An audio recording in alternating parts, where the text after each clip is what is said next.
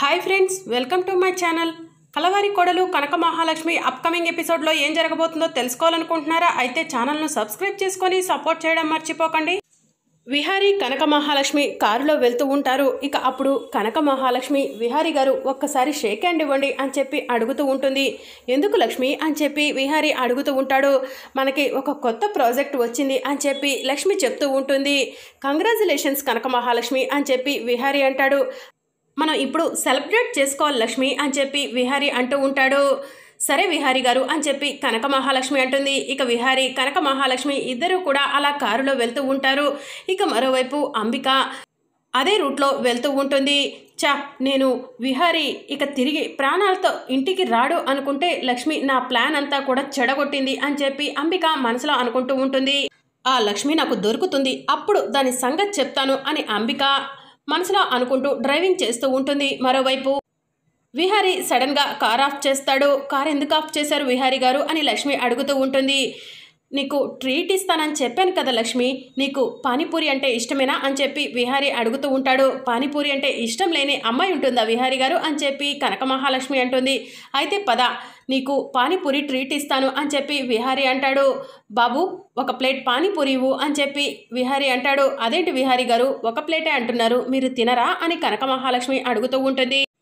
ఏంటి లక్ష్మి కొత్తగా అడుగుతున్నావు, మన ఇద్దరం భార్యాభర్తలుగా ఉందామనుకున్నాం కదా, నువ్వు నాకు తినిపించవా అని చెప్పి విహారీ అంటాడు. అయితే సరే విహారీ గారు అని చెప్పి కనక మహాలక్ష్మి అంటుంది.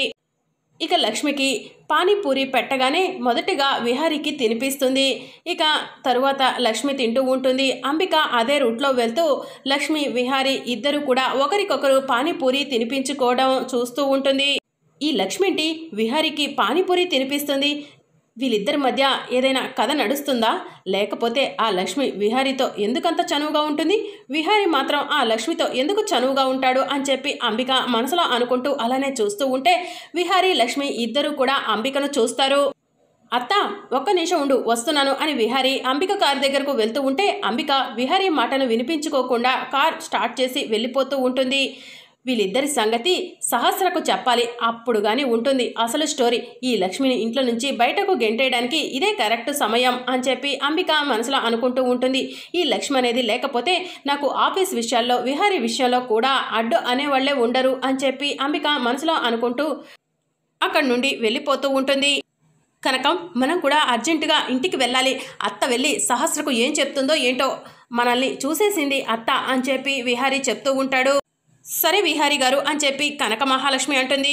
ఇక మరోవైపు సహస్ర ఆలోచిస్తూ ఉంటుంది. అప్పుడే మదన్ కూడా సహస్ర దగ్గరకు వస్తాడు. మదన్ నీది నాది ఒకటే టెన్షన్లా ఉంది అని చెప్పి సహస్ర అంటూ ఉంటుంది. అవును సహస్ర, నువ్వేమో మీ బావను పెళ్లి చేసుకోవాలని టెన్షన్ పడుతున్నావు, నేనేమో లక్ష్మిని పెళ్లి చేసుకోవాలని టెన్షన్ పడుతున్నాను అని చెప్పి మదన్ అంటాడు. నీకు ఆ ఒక్క టెన్షనే ఉంది మదన్, కానీ నాకు ఆ లక్ష్మి నా భావను ఎక్కడ వల్ల వేసుకుంటుందోనని భయం కూడా ఉంది అని సహస్ర మనసులో అనుకుంటూ ఉంటుంది. ఏంటి సహస్ర ఆలోచిస్తున్నావు అని చెప్పి మదన్ అడుగుతూ ఉంటాడు. ఏం లేదు మదన్, లక్ష్మితో నీకు త్వరలోనే పెళ్లి జరిగిపోతుందిలే, యమున అత్తయ్య కూడా లక్ష్మి విషయంలో బాగా స్ట్రిక్ట్గా ఉంది అని చెప్పి సహస్ర చెప్తూ ఉంటుంది. అవునా సహస్ర, నువ్వు అన్నది జరిగితే బావుండు అని చెప్పి మదన్ అంటూ ఉంటాడు. ఇక మరోవైపు అంబిక ఇంటికి వస్తుంది. సహస్ర అని చెప్పి కంగారు పడుతూ ఉంటుంది. ఏంటి పిన్ని అంతలా కంగారు పడుతున్నావు, ఏమైంది అని సహస్ర అడుగుతూ ఉంటుంది. మనం అనుకున్నదే జరిగింది సహస్ర అని చెప్పి అంబిక చెప్తూ ఉంటుంది. ఏంటి పిన్ని అది అని చెప్పి సహస్ర అడుగుతూ ఉంటుంది. ఆ లక్ష్మి విహారీతో చట్టపట్టాలు వేసుకొని తిరుగుతుందని చెప్పాను కదా, అసలు విహారీతో ఎంత చనువుగా ఉంటుందో, విహారీ లక్ష్మి ఇద్దరు కూడా ఒకరికొకరు పానీపూరి తినిపించుకోవడం నేను చూశాను అని చెప్పి అంబిక చెప్తుంది. ఏంటి పిన్ని నువ్వు చెప్పేది అని చెప్పి సహస్ర అడుగుతూ ఉంటుంది. నా కళ్ళారా నేను చూశాను అని చెప్పి అంబిక అంటుంది. ఇక సహస్ర కోపంగా యమున అత్తయ్య అని చెప్పి పిలుస్తూ ఉంటుంది. యమున పరిగెత్తుకుంటూ సహస్ర దగ్గరకు వచ్చి ఏంటమ్మా సహస్ర అని చెప్పి అడుగుతూ ఉంటుంది. లక్ష్మిని ప్రతి విషయంలో వెనకేసుకొస్తారు కదా, ఆ లక్ష్మి ఏం చేసిందో తెలుసా అత్తయ్య అని చెప్పి సహస్ర అడుగుతూ ఉంటుంది. ఏం చేసిందమ్మా అని చెప్పి యమున అడుగుతూ ఉంటుంది. బావకి రోడ్డు మీద పానీపూరి నోట్లో పెడుతుందంట అని చెప్పి సహస్ర చెప్తూ ఉంటుంది. ఏంటమ్మా నువ్వు చెప్పేది, లక్ష్మి అలా చేయదు అని చెప్పి సహస్ర అంటూ ఉంటుంది.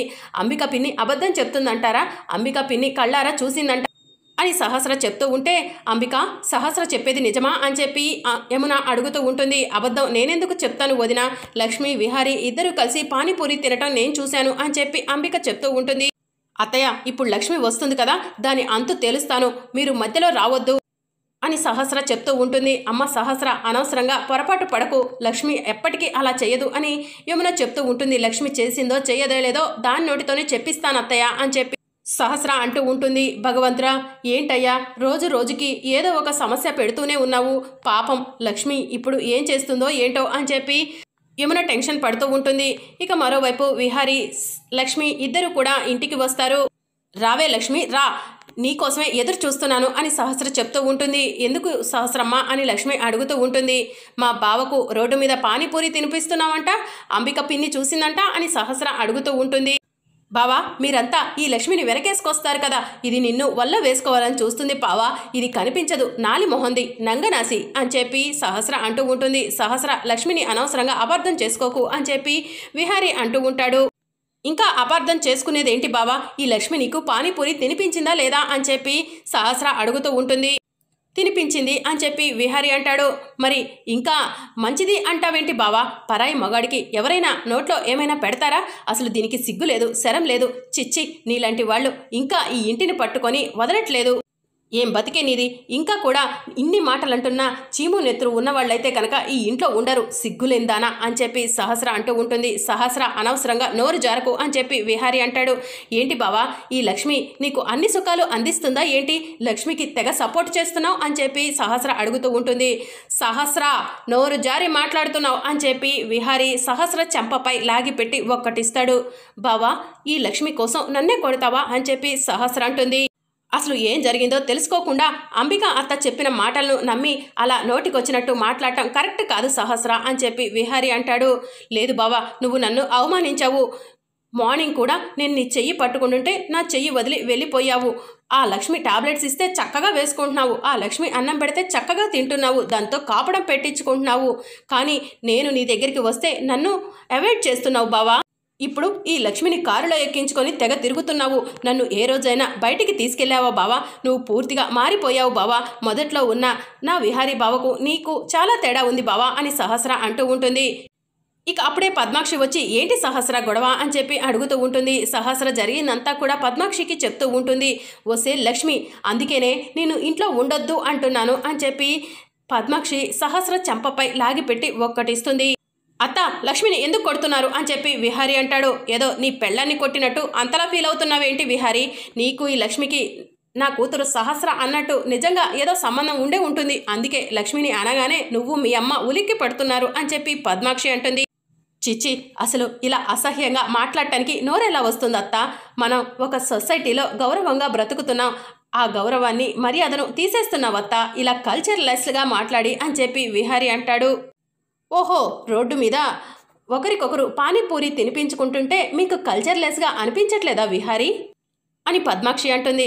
అసలు ఎలాంటి పరిస్థితిలో లక్ష్మి నాకు పానీపూరి తినిపించిందో మీకు తెలుసా అని చెప్పి విహారీ అంటాడు. ఎలాంటి పరిస్థితులైనా కానివ్వు బావా, లక్ష్మి నీకు పానీపూరి తినిపించడం కరెక్ట్ కాదు అని చెప్పి సహస్ర అంటుంది. ఒసే లక్ష్మి, మా బావతో నువ్వు అక్రమ సంబంధం పెట్టుకున్నావా, మా బావను నీ వల్ల వేసేసుకున్నావా, అందుకే మా బావ వెనుక తైతక్కలాడుకుంటూ తిరుగుతున్నావా, అందుకే ఈ మదంతో పెళ్ళొద్దంటున్నావా అని సహస్ర లక్ష్మిని నిలదీస్తూ ఉంటుంది. నీలాంటి వాళ్ళు ఇంట్లో ఉండటానికి వీల్లేదే, పదవే పద అని చెప్పి లక్ష్మి జుట్టు పట్టుకొని బయటికి లాక్కెళ్తూ ఉంటే విహారీ సహస్రను పక్కకు లాగి సహస్ర చెంపపై లాగిపెట్టి ఒకటిస్తాడు. బావా, మళ్ళీ నన్నే కొట్టావు కదా, ఇక నేను బ్రతకడం వేస్ట్ బావా అని చెప్పి సహస్ర రూమ్లోకి వెళ్ళి గన్ తీసుకొచ్చుకొని పాయింట్ బ్లాక్లో పెట్టుకుంటుంది. సహస్ర, ఈ విహారీ కోసం లక్ష్మి కోసం నీ ప్రాణాలు తీసుకుంటావా అని చెప్పి పద్మాక్షి అంటుంది. బావా ఇంతమంది ముందు నన్ను 2 సార్లు కొట్టాడమ్మా, నన్ను 2 సార్లు అవమానించాడు, నాకు చాలా అసహ్యం అనిపిస్తుందమ్మా, ఈ లక్ష్మికి ఉన్న తాహత కూడా నాకు లేదా అనిపిస్తుందమ్మా, బావా నన్ను పురుగు కంటే హీనంగా చూస్తున్నాడు, చిచ్చి ఇలాంటి బ్రతకటం కన్నా చావటమే నయమా అని చెప్పి సహస్ర పాయింట్ బ్లాక్లో గన్ను పెట్టుకొని షూట్ చేసుకుంటుంది. ఇక విహారీ పరిగెత్తుకుంటూ సహస్ర సహస్ర అని చెప్పి సహస్ర దగ్గరకు వెళ్తూ ఉంటాడు. మీరెవరు నా కూతురు దగ్గరికి రాకండి, జరగండి అని చెప్పి అని పద్మాక్షి అంటుంది. నా కూతురికి ఏమన్నా అవ్వాలి, మీ ఒక్కొక్కరి సంగతి చెప్తాను, మదన్ సహస్రను హాస్పిటల్కు తీసుకెళ్దాం రా మదన్. అమ్మ సహస్ర కళ్ళు తెరువమ్మా ప్లీజ్ అమ్మా, ఈ అమ్మ బ్రతుకుతుంది నీ కోసం, ఈ విహారీ కోసం ప్రాణాలు తీసుకోవాలనుకుంటావా అని చెప్పి పద్మాక్షి ఏడుస్తూ ఉంటుంది. మరి అప్కమింగ్ ఎపిసోడ్లో ఏం జరగబోతుందో తెలుసుకోవాలనుకుంటున్నారా? అయితే ఛానల్ను సబ్స్క్రైబ్ చేసుకొని సపోర్ట్ చేయడం మర్చిపోకండి. Thank you for watching.